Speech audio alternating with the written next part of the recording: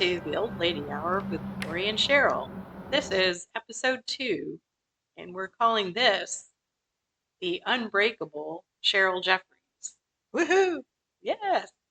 And we had to explain that reference to Sheryl because this episode is all about pop culture, pop media, and the what we have in our heads.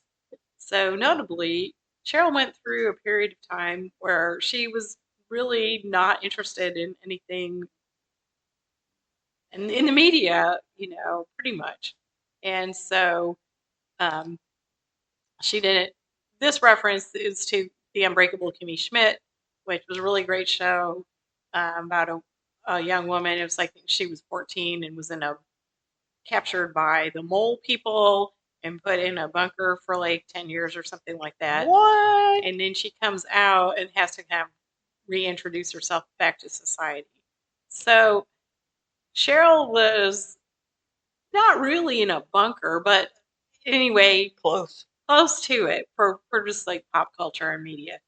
So, but I'm going to start off in a different way, and that is going back to our theme of continuing learning, continuing education, and how we educate ourselves at an older age. And that's something more positive with all the courses that Sheryl took with Coursera. That's right. Okay. So I'm going to let you talk about that. Okay. Coursera.org is something that was started in 2012. At the time, I was disabled and I was not housebound, but pretty close to it. And I wasn't doing much of anything except with my brain. When I saw news of Coursera.org and found out that they were offering college classes for free. Now, granted, they're not college classes that you're going to get credit for, but you're being taught by college professors, and you're getting a little certificate of completion. And that made me very happy. I signed up. I was probably one of the first people to sign up. And for a long time, it seemed that most of my fellow students were foreigners. And I kind of would joke with myself about how the people in the US aren't taking advantage of this free resource, and that we're going to let the rest of the world get ahead of us because here's something that's very valuable that we're not taking advantage of.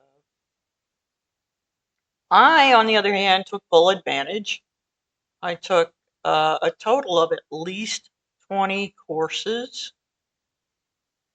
Yeah, and for the variety was pretty amazing. From like you said, from musical classes, a lot of science classes, some liberal arts classes, but you took nothing of modern culture.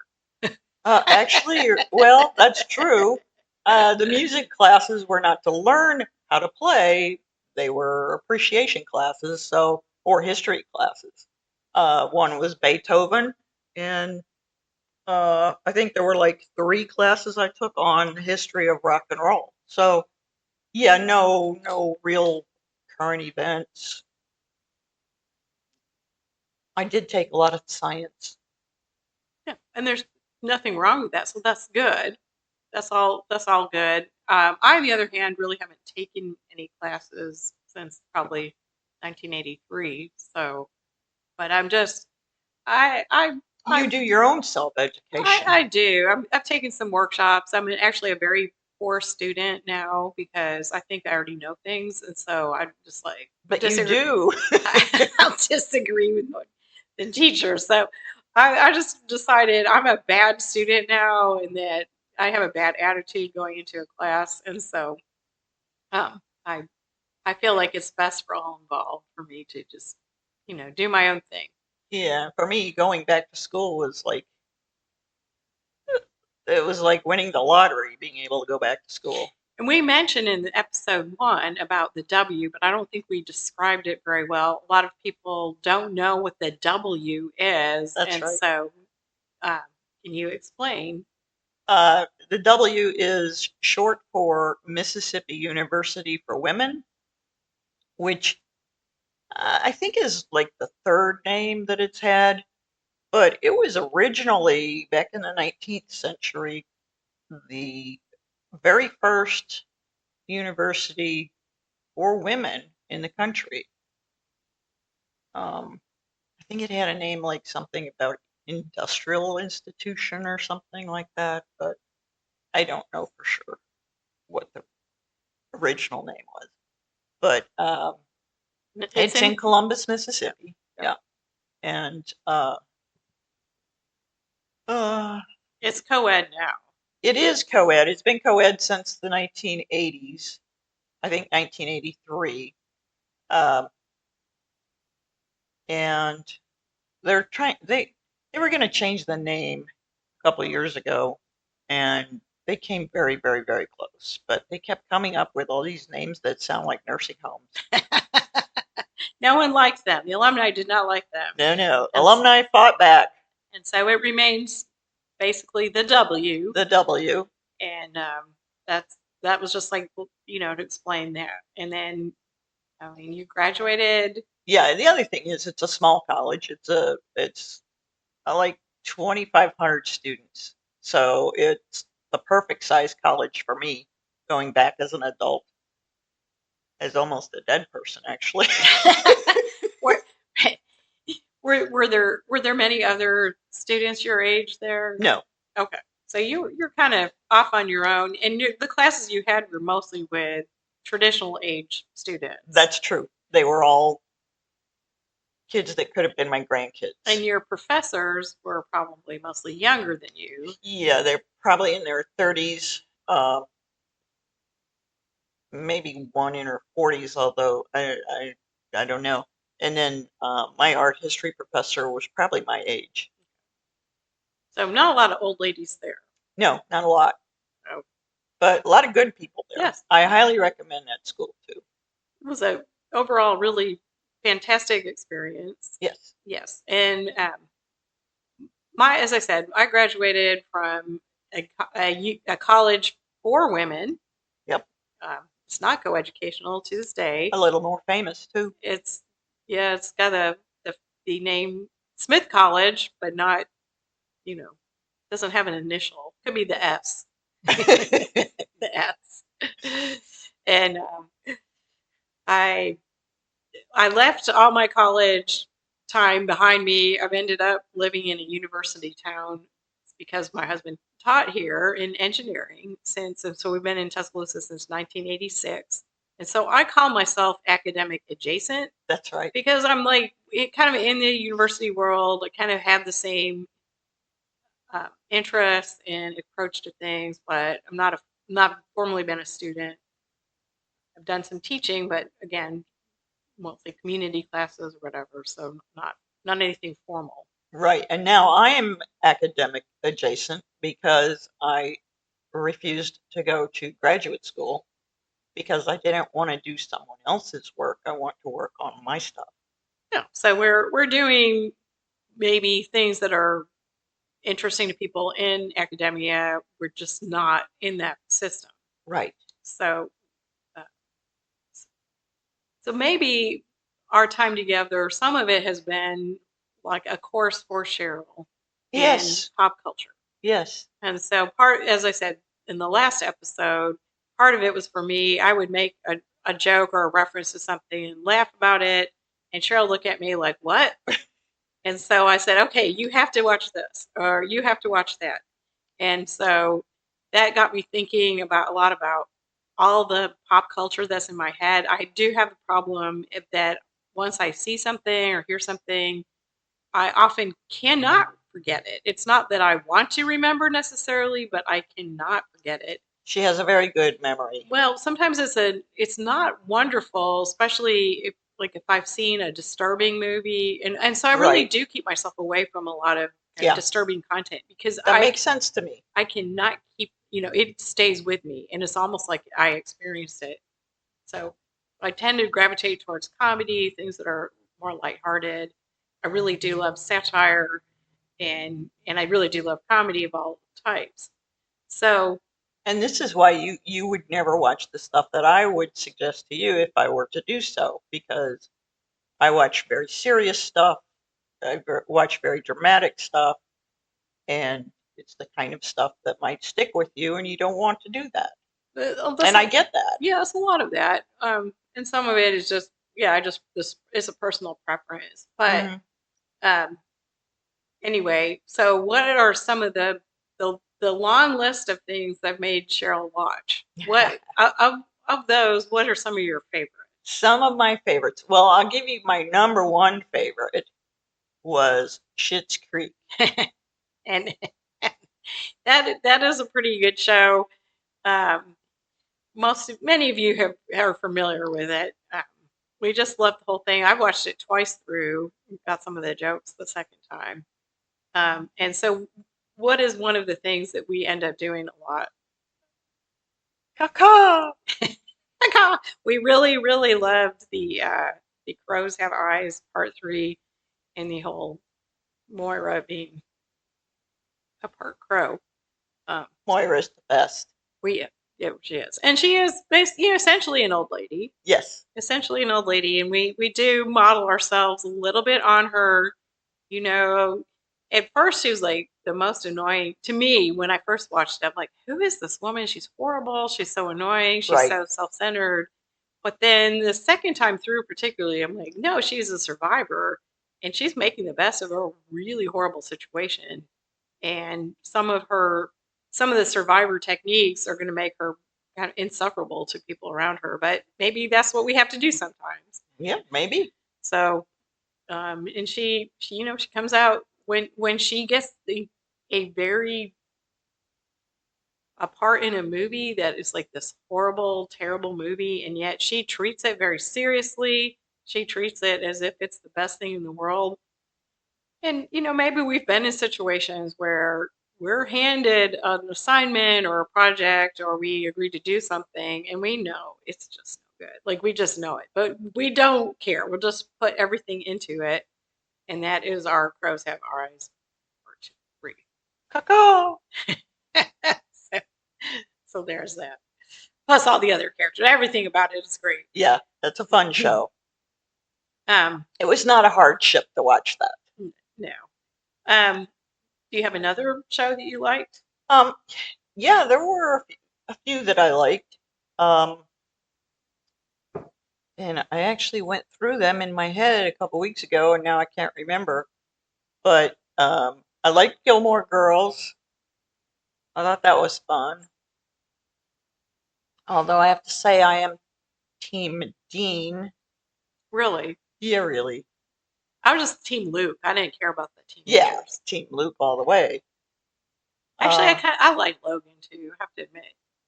I don't know why. Was he the last one? He was the last one. He was the rich guy. Yeah. I mean, he was kind of annoying, but at the same time, Team Dean. Dean was so earnest. yeah, that's why I didn't like him. Nah. That was maybe, and that's what yeah, too earnest. And I mean, he's kind of settled for, and also he's a cheater. He's a cheating cheater. Was he a cheater? I don't remember that. Ooh, there was the episode where he's already married. What? Wait, did you actually watch this, Sheryl? It's been a while now. Okay. Well, Dean cheated? with Rory.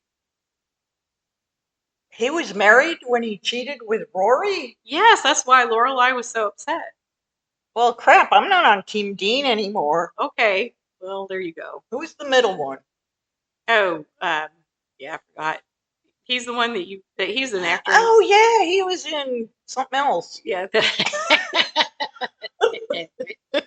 Yeah.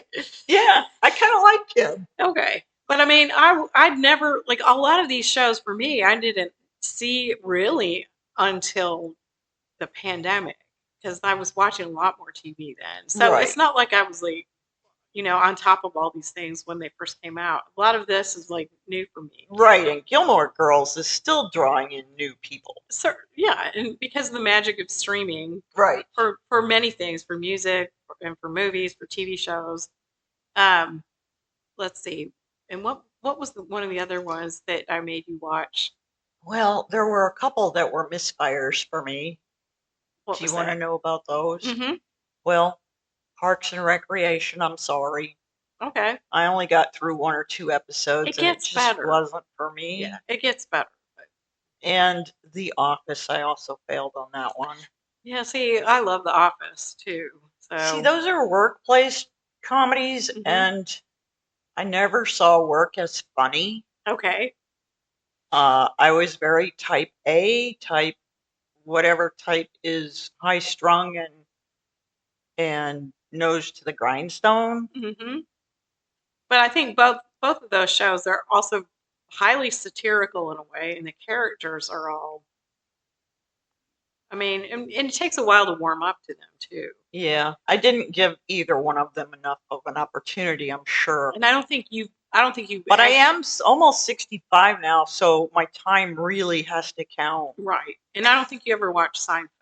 I've never seen So Seinfeld. that's a little shocking to me because that does seem to be like a touchstone for people of our age. I never saw that Boston Bar show either. Oh, Cheers. Yeah, that one. Okay, you never saw Cheers. No. Okay, what are did you? Let's go back a long way to see what I'm working with, folks.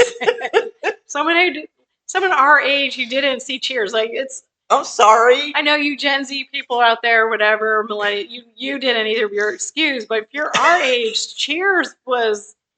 You're watching Sam and Diane's relationship fall apart. Then Rebecca comes in, and All I know is it's a Boston Bar show. I know, but it was also it was a ensemble cast, and Okay. and so lots of storylines. Did you ever watch the spinoff from that was Frasier? Never saw it.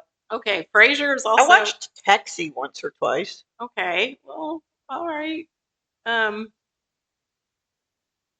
did so.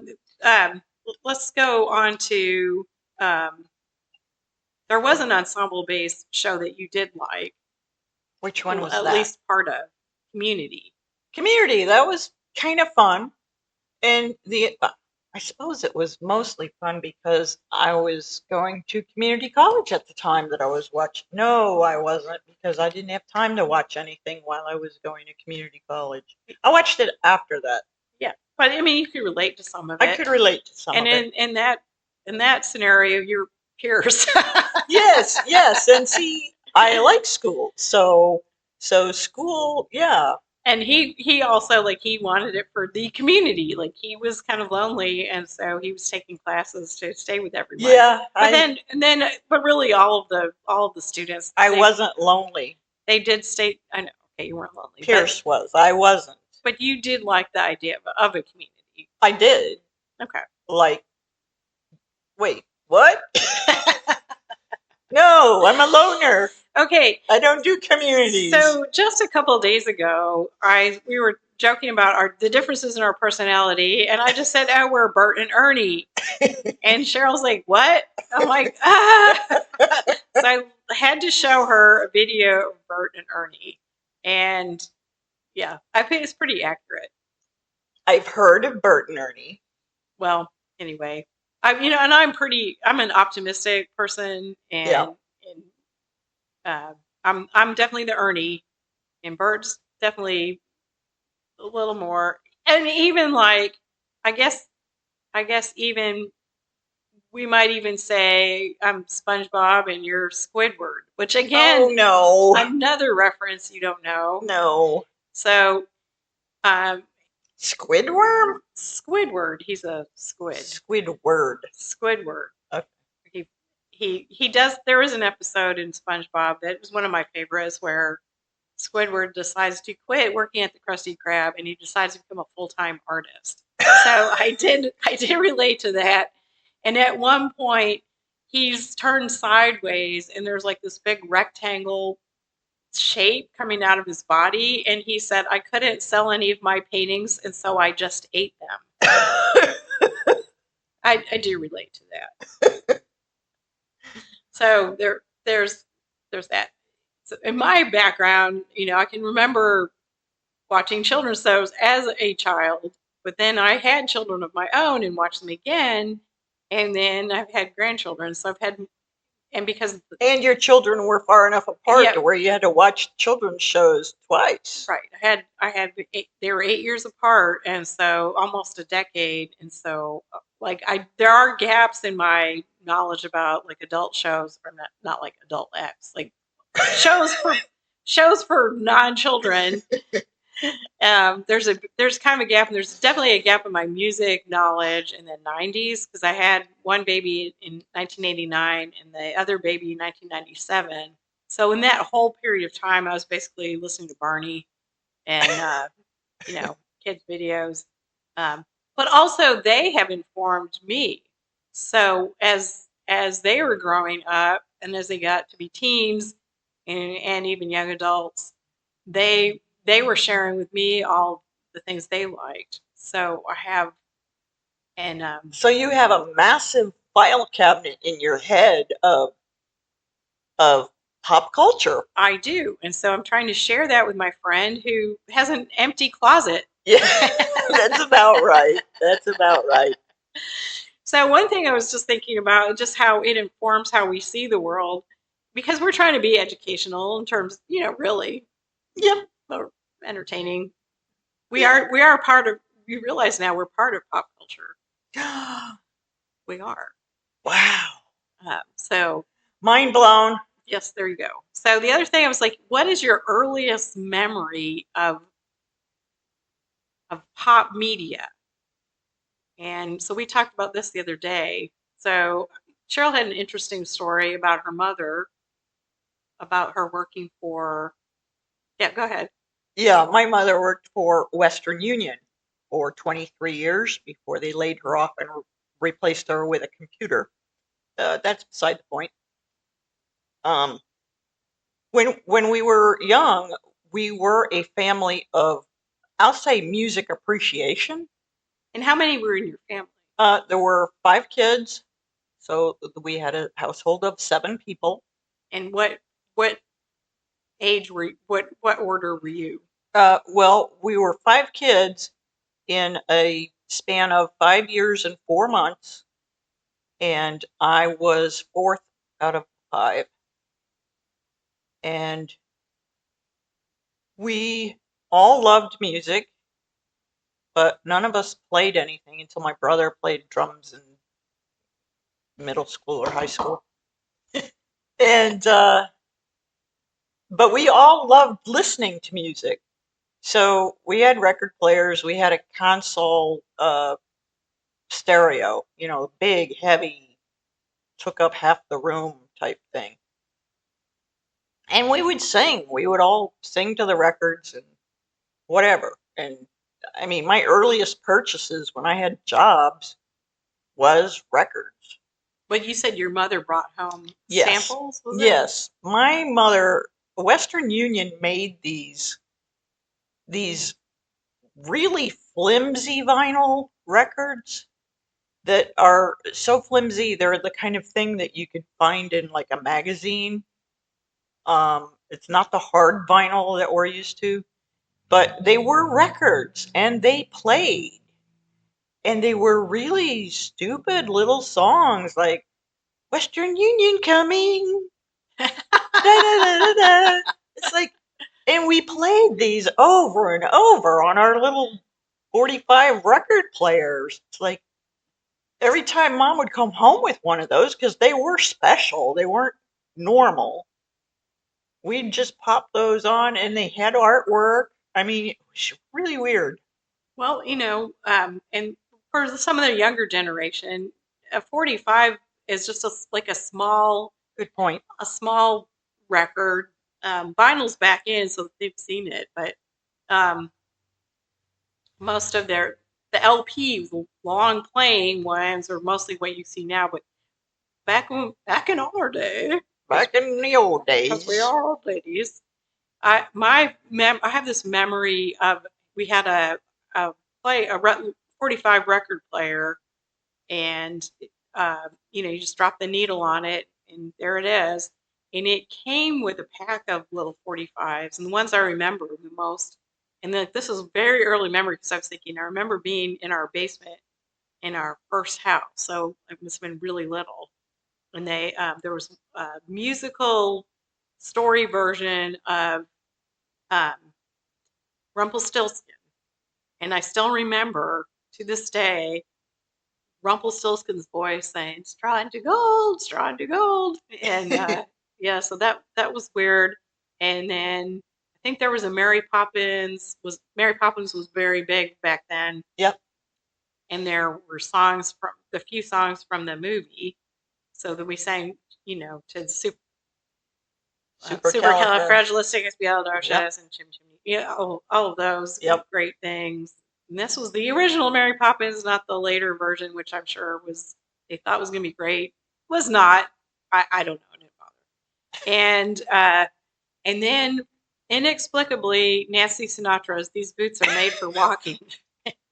So yeah, that was some of the earliest songs I can remember, aside from like church songs. So I grew up in the church, so I knew very, very early on hymns. Yeah. So Yeah. so I can still every once in a while a hymn will still pop into my head, and I'll just it's weird with music how you can forget many things, but then Right. you'll just all of a sudden everything is there. Yep. So that is. I mean, It's these boots are made for walking. I mean, that's a memory. Yeah, We had that one too. right. I was big back then. Yeah. And I'm not really sure why. It's a weird song. It is. So I don't know. Big shoe industry. I don't know what that was. And not Frank Sinatra, but Nancy Sinatra. Right. So, right. yeah, that was. And as far as I know, that was her only song. I don't know if she did any other songs. Oh, I think she did. Really? I do. Okay. What was it about? The next one was about. Don't ask me to name. It was about sandals. I don't know. It was about. Maybe it was. I don't know. I took it. Socks. Socks. I took it very. I tend to take things very literally, and I think So I took it. I thought it was about boots. I'm sure there was a metaphor in there, but to my 5-year-old mind, it was just about the boots. So. Yep. This is a good time for a break. Yes.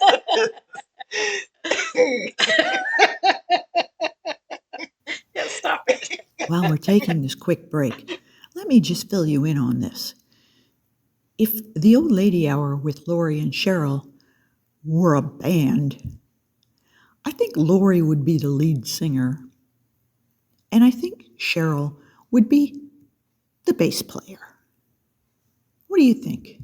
Okay, well, welcome back. We had to let Sheryl finish laughing because we started thinking about these socks are made for slipping, and that's just what they'll do.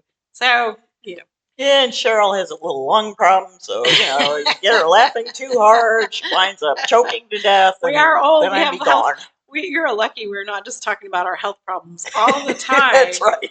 And just on a side note, that is one of the things I've noticed now, and it's just this is just the way things are now, which is every day for me, there's some little annoying thing. See this guy parking out here? Okay, there's a Parker now. In this humongous. He's gonna hit your car, Sheryl. I know. He's gonna no. It looked like my car almost moved there. It's a big old Yukon or something. It's huge. It's a Yukon extra large because what I have heard them called emotional support vehicles, and I just cannot help it. I mean, someone might actually need something this long and big. It's huge. But it's an extra large. It does not even fit into the parking space, and so they're giving up. No, they're not. They're backing up down the street. This happens to us every day. Look. Then they got into the spot, but then they're still going to stick way out. Yep. Into the road. Oh. Anyway. And they're tiny little people getting out. It's like It's like they have a spaceship. Yeah, it is. Full of tiny little aliens. See, there they are. Well, okay, we're being really mean, but that is, That's a ridiculously we just- large car. We just don't like giant cars. So I could fit 2 of my cars in there. they do have a lot of people getting out though. So maybe it's not completely unwarranted. I don't know. I mean, Those I have- people look awfully small compared to those doors. They are tiny little people coming out of a giant. There's only 3 people. No, they had a bunch of little kids. No, they had 1. Oh, no, they had 2. Well, anyway, we're getting way off track. So what we wanted there went another one. you couldn't see them because the car was so big. It dwarfed them, and yeah. So okay, that is part of our. We are pretty opinionated, and that's one of our opinions. And we're very observant. We are observant, but it's like right in front of like we are sitting here with plate glass windows, and it almost there's a wide sidewalk, which is good, but sometimes it does seem like things could come right through. True. So that is we are up close and personal with people parking. Yep. So okay, where were we? We're going to talk about shows that we like that kind of informed us as people, maybe in ways we don't even realize. And because I have so many, and once I start thinking about kid shows that I watched, movies I saw, music I listened to, there's just this enormous amount of it. And then you do wonder, how did this make me, did it make any difference in my life? Is it part of who I am? And part of that is I do make a lot of references to all of these things pretty often. Yeah. And so, for instance, I'll just give an example that when I was, this is much later, when I was watching kids shows with son Charles, and he's now in his late 20s. So I used to love a show called Jimmy Neutron. Okay. And it was set in Retroville. It was a really cute show. And I would recommend it to anyone. There is an episode of his Jimmy Neutron's friend Sheen is kind of like the dumb friend, and somehow they boost him by unloading this giant computer into his brain, and for some reason this makes his head get really huge. He becomes all powerful. He starts floating in the air, and he's about ready to destroy Retroville. And it's the giant head of Sheen. So to save Sheen and Retroville, they have to make. Anyway, this does somehow remind me of some current political situations right now, and I won't really go into it, but there seem to be some metaphors in there. Jimmy Neutron also had the parents were really satirized as parents, and they had one part where they would go to the Burning Duck Festival.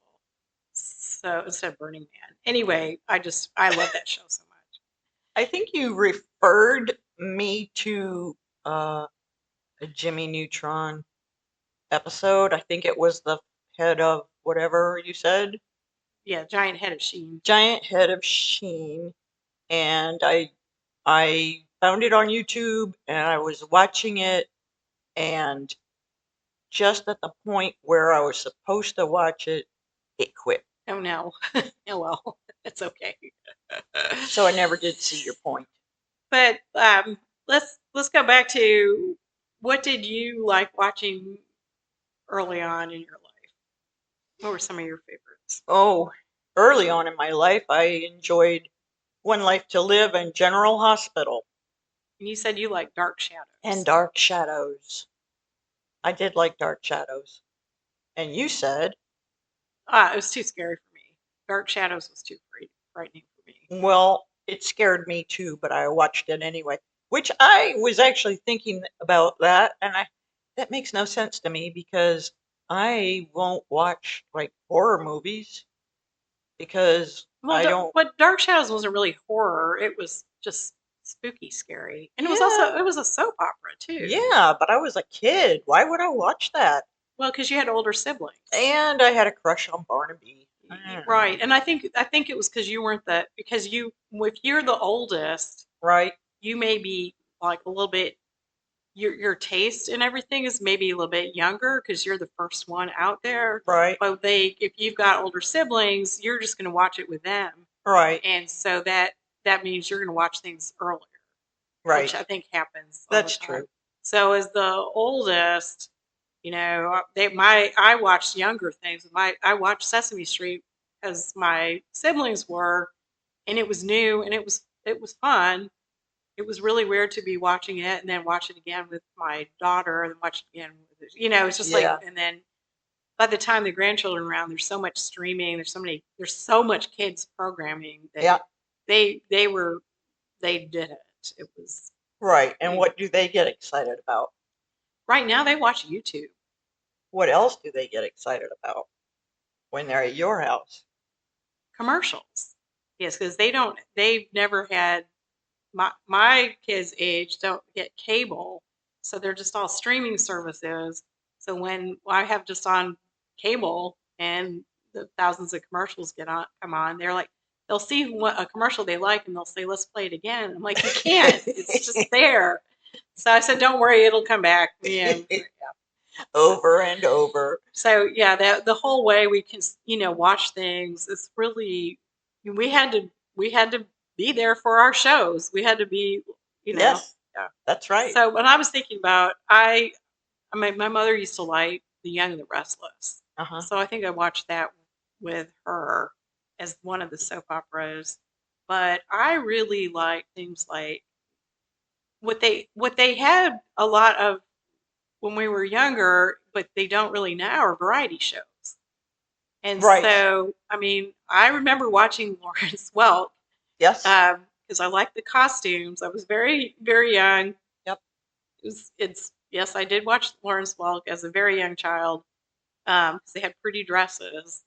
Then later I loved Laugh-In, but I remember having to sneak downstairs to the TV to watch it because it was on past my bedtime. And I don't think I must have had a later bedtime than you. I don't think it had parental approval, but I loved Laugh-In. And my really favorite a little bit later was the Carol Burnett show. And I'll still go back and watch. It'll come up on my social media feed, little excerpts from that. Yep. And in fact, I have a friend who, for a while, I think we played the Carol Burnett show. Like we acted it out, like in middle school. Okay. We acted out some of their characters. Sure. So yeah, that. What about American Bandstand on Saturdays? No, not that. No, it was but for a while, everyone had variety shows. Yeah. This is going in a different direction, but I just it's true. I mean, there was Sonny and Cher. Sonny and Cher. There was the Osmonds. Yeah, Donnie Marie. Yeah. And it's like everyone had like a variety show. But Laugh-In was kind of like the original, right? Yeah, and it was, I don't remember music on it. I just remember. Oh, Hee Haw also. Yeah, Hee Haw. Hee Haw was fun. Picking and grinning. Yep. And Hee Haw. So all Beverly Hillbillies. There was just all kinds of weird little sitcoms. Yep. I guess one of my favorites as a really young child was Bewitched. Oh yeah, yeah. And then the knockoff version, I Dream of Jeannie. Right. Which was all, and you think about it, it was just women who had special powers who couldn't really use them. And so that was really going into, what they used to call women's lib. Right. And I guess we're going to need to bring that back. Sure. Yeah. Yeah, we are. Yeah. So minus the bra burning, you never really got that. Because, ladies, I cannot burn my bra. No. I, on the other hand, Sheryl could. Sheryl could. I need structurals. I need the uplift. I'm 64 years old. I need the uplift. Anyway, let's go back to did you have, so you like really more soap operas and Bandstand. And then so going into high school a little bit later, did you have anything that you liked or movies that you liked? Well, unlike you, I can't remember anything. Uh, Gosh, I For don't really for know. instance, did you see like the original Star Wars? Not originally. Oh, I okay. didn't start watching that. Well, wait, the original Star Wars? Yeah, Yeah, I saw the original first movie. because I think just about everyone did. Yeah, but I only saw it once. I was not one of those people who would go back and get in line and watch it again. Hmm. Um, yeah, I watched Star Wars, but I actually am more of a Star Trek fan. And I wasn't a Star Trek fan until later in life as an Did adult. Did you see the movies, the Star Trek movies? I probably have seen all of them. Okay.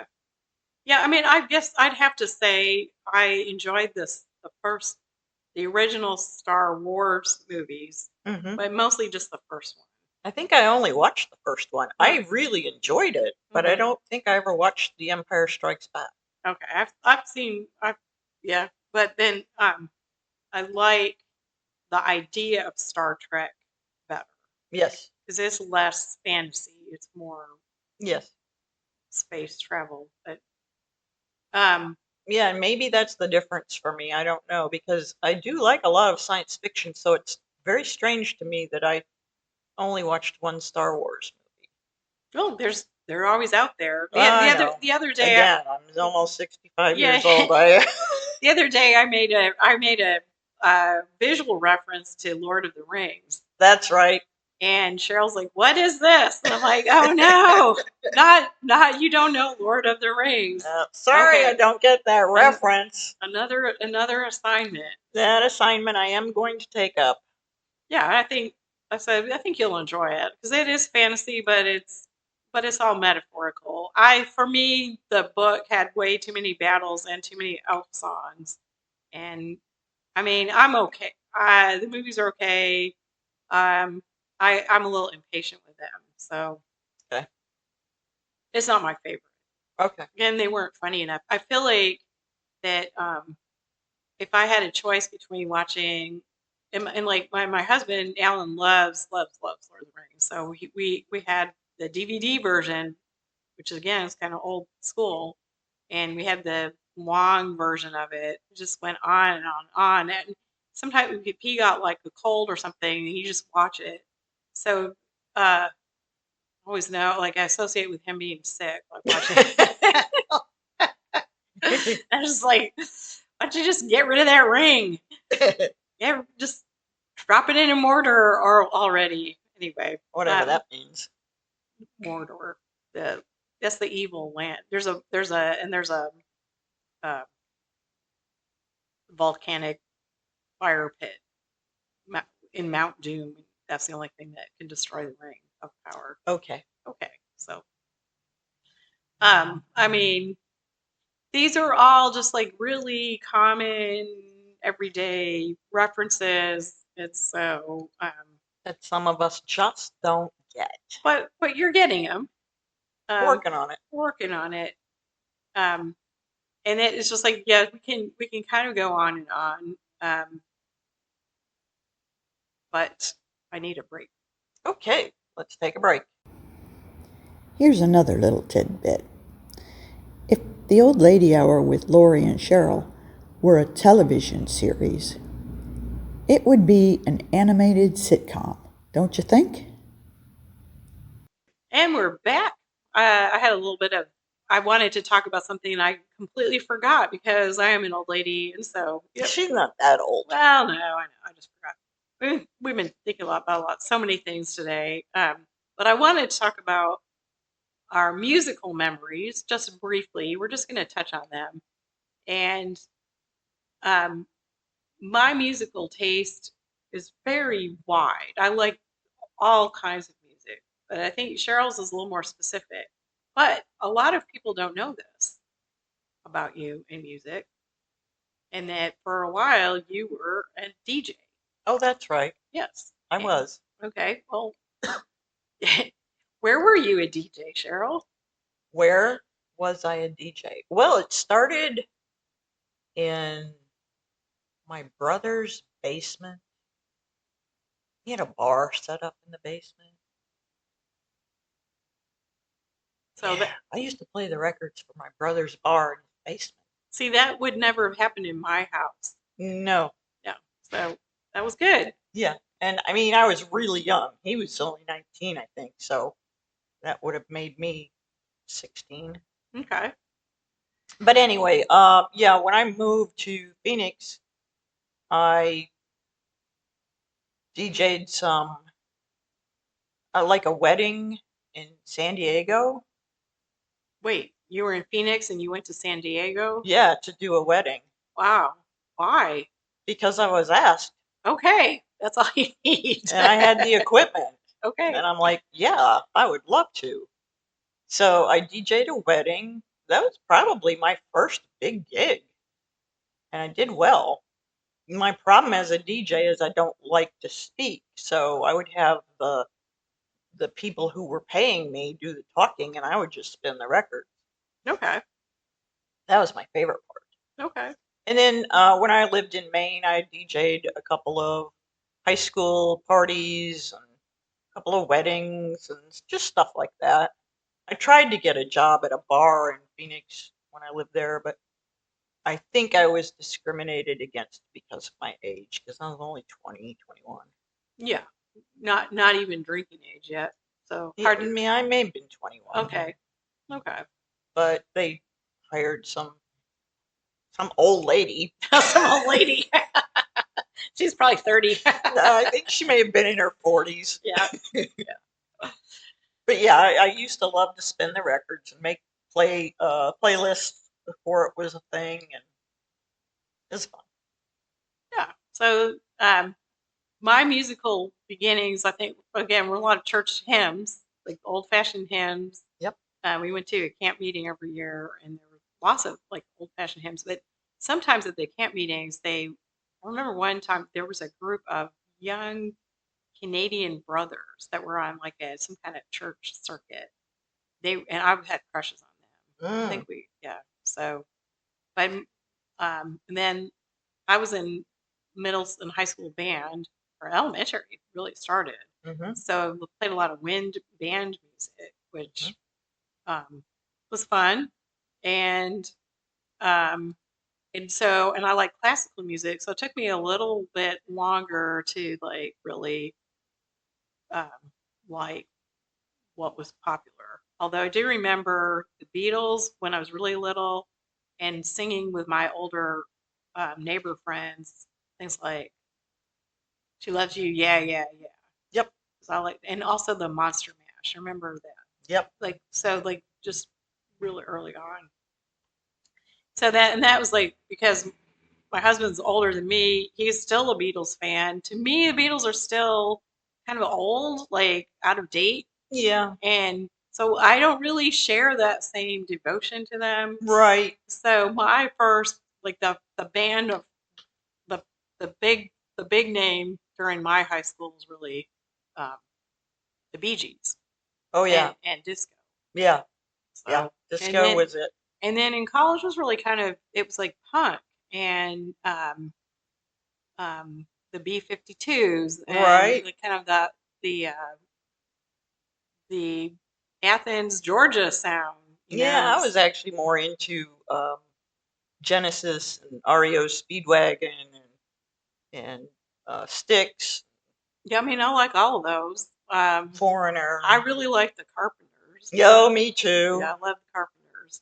So, those were things that kind of informed our musical taste. And now I really like a lot of more current things, but I also like a lot of the indie music from like the 2010s. And I think it was because that was when I first had like a streaming service. Yeah. I'm like, oh, this is good. It's like I could listen to all kinds of different things. Right. So I don't know. The streaming services thing there's bad parts about it. The good parts about it is you do get exposed to a lot of music Right. you wouldn't otherwise. But I feel like that we'll probably go back to just like playing records. Yeah. It just does feel that way. Okay. I think CDs were I feel like those were really convenient, but now it's like hard to find a CD player. I don't know. I have several. Okay, we may need to get those out. there's a lot of like technology like that. It was just like, well, it was kind of convenient. Yes. So even VCRs were kind of convenient. They're bulky, Right. but you could just have one. Right. Or in DVDs, maybe the same thing. Yeah, DVDs are better because they're less bulky. Right. So uh, we'll make a reference that younger people won't understand, and that is Be Kind, Rewind, That's right. which was on every video. Also, the FBI warning on every Yes. tape, Yes. which was a little scary. It was. It was fairly meaningless, but like there you go. Big letters. It was. FBI. Warning. Well, anyway, we've touched on a little bit of the music that we like. We could go on for I centuries do on need this. to correct you on one thing, and that is that my musical taste is not very specific. I have specific things I don't like, but my tastes are actually quite eclectic. Mhm. Mhm. I don't, sorry for all of you people I'm going to make mad, but I don't like rap and hip hop.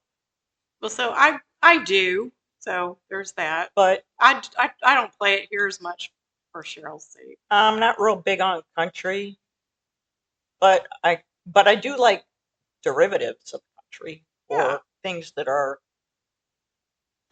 precursors to country. I like bluegrass and blues and stuff like that. But there's very little music I won't listen to. But rap and hip hop, I don't like ballads, and I don't like musical duets of man and woman singing love songs to each other. I really hate it. Okay. Because there was a lot of that, like in the 70s and 80s. Yes, there was. And including the Bee Gees, I might add. Well, was it with a woman? Oh yeah. Which one did they sing? Barbra Streisand. Oh, well, okay. Well, I didn't like that one. I just like Staying Alive. I don't like all the Bee Gees music. I was just like in general. Okay. In general. So actually, and so here's a question: did you see the what was Staying Alive? What's the name of that movie? Staying Alive. Not Saturday Night Fever. Saturday Night Fever. Did you see it? Did I see it? Did you see it? I lived it. Okay. Really? No. Oh. Were you out dancing in the discos then? We were, actually. Okay. Yeah. And my brother actually taught me and my mom and my sister how to line dance. Okay. So you did. But Yeah. that was the advantage of having an older sibling. Yes. Yeah. So I remember going to the movie to see Saturday Night Fever with my then boyfriend, who was like a year older than I was. And I think I was rated R. I think it was. And I was still 16. He was 17, so he could get in. So I don't know. Somehow I was there. They didn't care. And then the whole movie kept like putting his hand over my eyes so I couldn't see like the bad parts. So sometime I think that was the only time I saw it. Oh my God. I know. That's the only time I saw it. That's so charming. It was annoying to me at the time. I'm like, I mean, I could see it, but he was like worried that I get like, I don't know, offended or something. That's great. I like this guy. Well, I did. Well, he was my boyfriend, but then I did dump him. So sorry. But I guess if I hadn't, and then I hadn't met the current husband, I wouldn't be here. So we wouldn't be having this conversation. Well, I have to admit that I have always been a hopeless romantic when it comes to music. I did enjoy listening to Johnny Mathis and Barry Manilow and Barbra Streisand. And Barbra Streisand when she sang with the Bee Gees, or one Bee Gee. I don't know. Yeah, I like the duets. Okay. Oh, yeah. It's really funny because you say you're a curmudgeon, and yet, really, you're kind of like the sappier things. Really. I do. And I'm like a people pleaser optimist, but I really don't like those. So that is kind of that is interesting. It is. It does.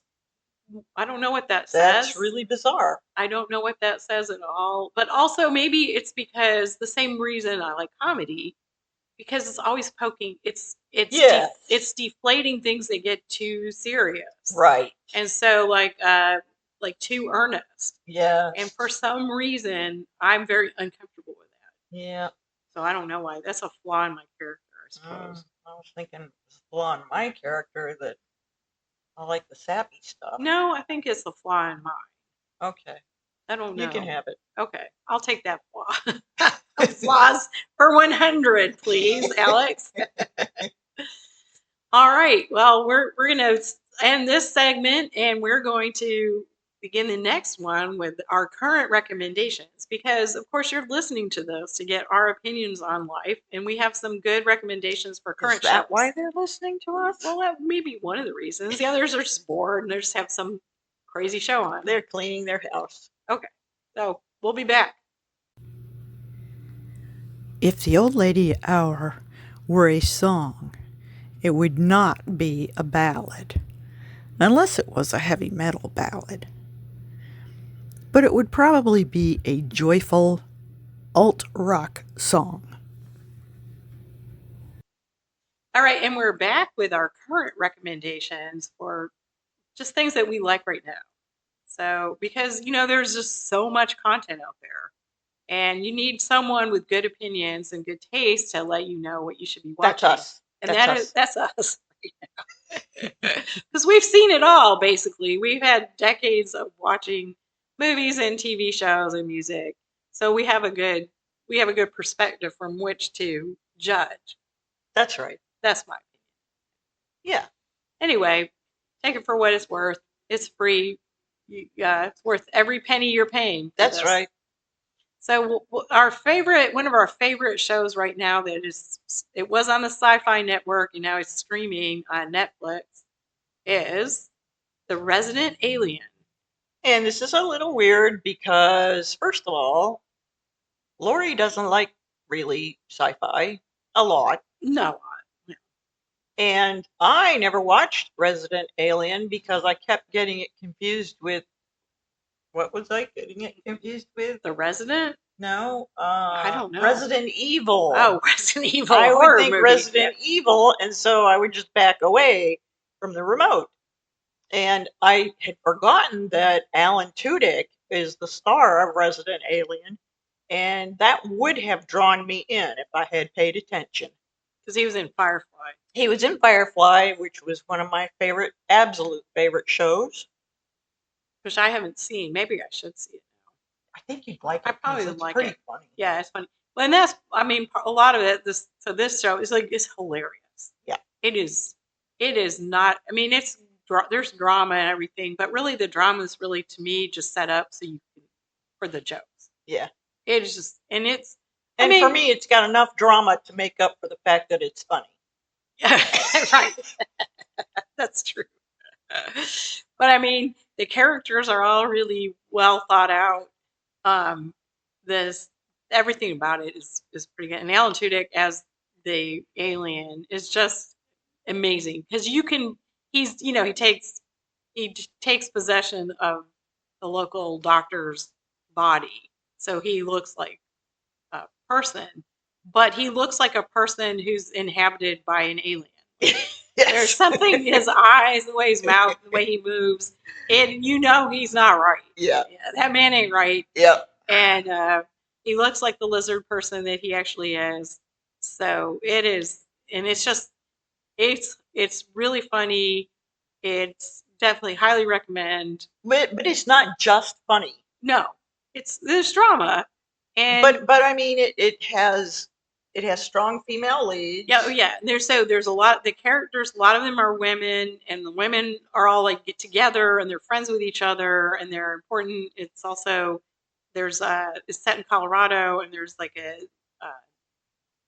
a First Nation. That's right. Peoples, which does make sense in a way because if you think about it, they kind of got invaded by the alien, right? Europeans, and the Earth is being invaded by that space people, right? So there's a little bit of that, but also his characters. He goes by Harry because that was the doctor, And so Harry, the alien, he's just very neurodivergent. Yes. And so we like that. We can all relate to him a little bit. We we have different neurodivergencies, we think. Yep. We're pretty sure. So we feel a little strange in this strange land. We feel like we don't really understand all the stuff that's going on. Sometimes, you just feel like you don't really fit in. I feel that way all the time. See what I mean? So I don't even try. I think that's part of it. Is like I'm not even really trying anymore. That's the difference. I think I used to try, now I don't. I think that kind of defines my life. I have never tried to fit in. I did try, but I've kind of almost given up. But that's one of our big recommendations. Yep. What else have we? 2 thumbs up. What else have we been watching? I watched the 4 Seasons, which is just out, and I thought that was really good. I wouldn't recommend it for everyone because it's kind of a specific drama about couples. So I think if you're not into couple, or if you're not a little bit older, again, it's a good old lady recommendation. Okay. I think you'd like it, Sheryl. I'm not sure. It's funny too. It's funny and drama. It's kind of that same combination. Things happening, but there's, I guess my favorite scene in it is the daughter of the couple who gets divorced. She has a play. She writes a play about her divorced dad and the new younger girlfriend, and is really funny. So, but it has a twist at the end you don't see coming. That I'm not really sure I'm like happy with, but anyway, it's a recommend out there. And I'm like forgetting something. This is just for fun. In the vast morass of reality TV. Oh no. Yeah, there's a French real estate show that's on Netflix, and I don't even know how to say it. Logic. It's like looks like the agency. But it's so Sheryl, you would like this too because you were in Paris. Yeah. And it's set in Paris, and it's a family. They're all and they do luxury real estate in Paris. But it's very Parisian. It's very French. It's really not American. It is not glitzy. Everything is very unpretentious and very pretty. So, and the characters are kind of fun. I might have to watch that one. Yes, it's in French with subtitles. So that's a lot of fun. Those are just the recent things I've watched. So that's some of our recommendations. Yeah, I don't think I've watched anything else. Right. So I do recommend that you come, if you're in Tuscaloosa, that you come see us at the Lori Lane Studio on 2420 Gary Fitz Street. We don't really have anything big coming up right now. In fact, we're kind of coming into the summer lull in Tuscaloosa, which is that the students leave, people go on vacation. I don't know if you can hear the large bangs, but they're demoing the building next door. So that's been a little disconcerting for people trying to come here because there have been kind of dust clouds from the demolition. But right. It'll soon be over, and it'll be a nice new thing soon. But anyway, just come hang out with us. Just come look at the art, and we might put you on a podcast. You just never know. We never know. Well, Sheryl, it's time to watch our shows. Wait. Oh, wait. Not yet. Do we want to preview episode 3 at all? Yes, we do. We do. I was skipping ahead. Yeah, I know you want to see those shows. My old lady head was just like tired. I was like tired. Yeah, I know. Yeah. So our upcoming show, we have a special guest, Jeremy Butler, and we will be talking with him about his photography that he has done recently. Specifically, his show that we had back in March, but the whole process of making the set of photographs that were Tuscaloosa County churches at night. And then we will veer off into other topics. as Right. well. And Right. Jeremy has done so many things, so we have a lot to talk about. And we might have him back too. We'll have him back, and then we're going to have some other guests. Yep. Interviews, so we won't Coming up. it won't just be us talking to each other, although that is pretty good. I think so. We have a good time. I think so.